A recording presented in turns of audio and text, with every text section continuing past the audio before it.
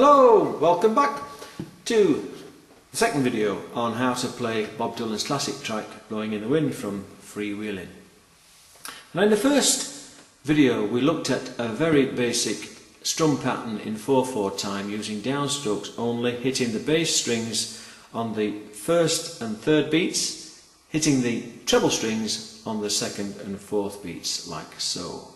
1, 2, 3, 4, 1, 2, 3, 4, 1, 2, 3, 4, 1, 2, 3, 4, 1, 2, 3, 4, 1, 2, 3, 4, 1, 2, 3, 4, 1, 2, 3, 4, 1, 2, 3, 4, 1, 2, 3, 4, 1, 2, 3, 4, 1, 2, 3, 4, 1, 2, 3, 4, 1, 2, 3, 4, 1, 2, 3, 4, 1, 2, 3, 4.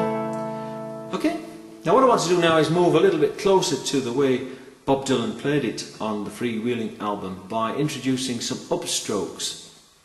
That is in between the third and the fourth beats in the bar, and again in between the fourth beat of the bar and the first beat of the next bar. So we're going to be counting out, instead of 1, 2, 3, 4, we're going to be counting out 1, 2, 3 and 4 and 1, 2, 3 and 4 and 1, 2, 3 and 4 and so on.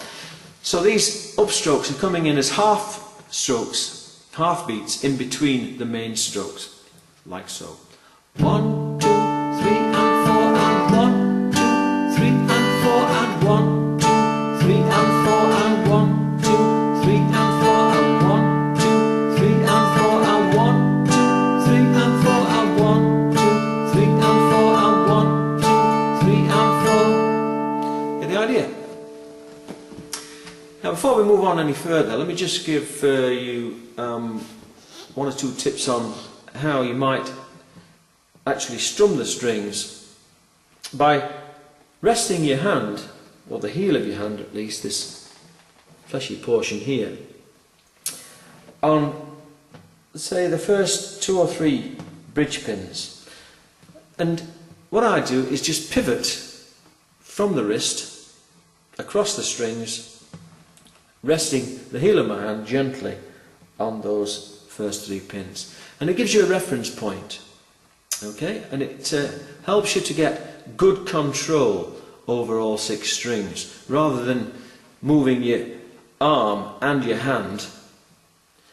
Just gently resting your hand, or the heel of your hand at least, without muting the strings of course, but just resting them on those top 3 bridge pins.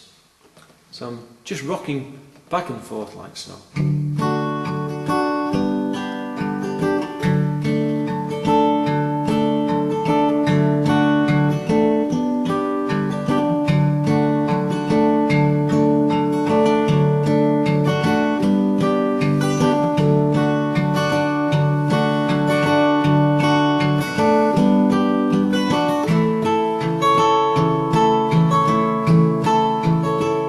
So you can see I'm hardly moving the arm at all, it's all from the wrist and just sweeping across the strings, picking out the strings as appropriate to the song and the chord that you're playing.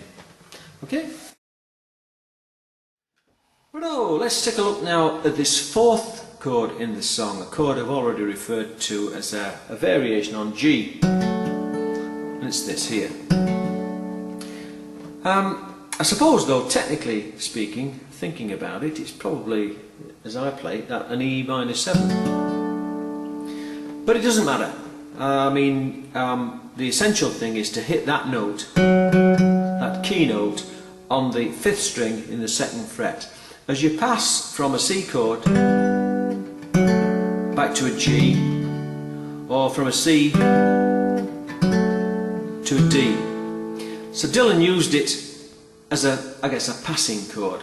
Every time he hit a C chord, he would come via that back to a G, or from C via that down to a D.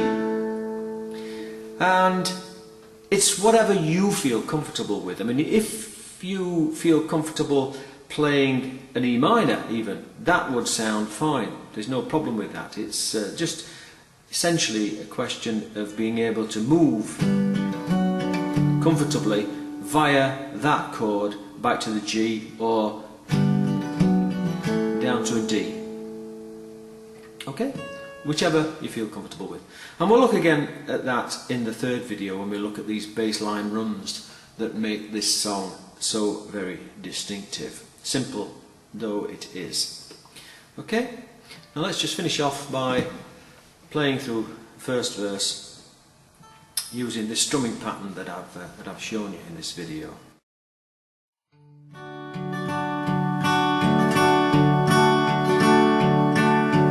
How many roads must a man walk down before you call him a man?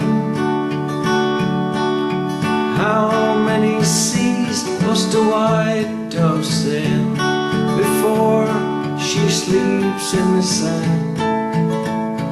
Yes, and how many times must the cannonballs fly before they're forever banned? The answer, my friend, is blowing in the wind. The answer is blowing in the wind.